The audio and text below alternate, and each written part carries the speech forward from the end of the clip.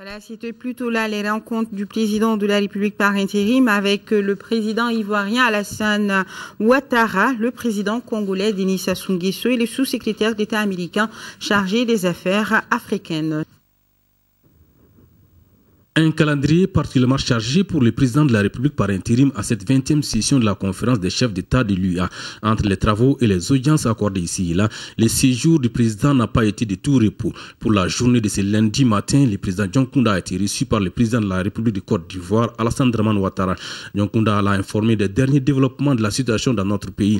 D'après ce qu'il nous a révélé à sa sortie d'audience, les élections au Mali sont envisageables dès le mois de juillet prochain. C'est une feuille de route qui prévoit les élections avant le mois de juillet, avant le 31 juillet 2013.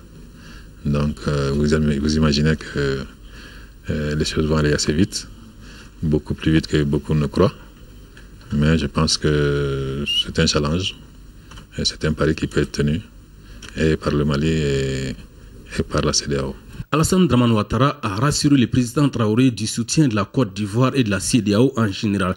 Une transition n'est jamais une chose facile et c'est beaucoup de détermination. Je voudrais vous encourager et dire que la CEDEAO est mobilisée et nous sommes déterminés à accompagner nos frères maliens.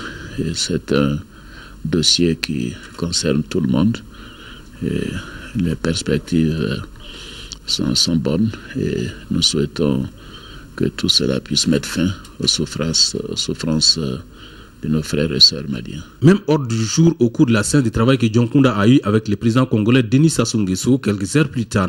L'interview que le président Dioncounda a accordée à la télévision congolaise, on a appris que Brazzaville participe déjà à la guerre en assistant le Tchad dans le transport de ses troupes. L'audience aurait donc permis aux deux personnalités de voir dans quelle mesure renforcer cette participation. Le président de la République par intérim a reçu en séance de travail le sous-secrétaire d'État américain à la défense.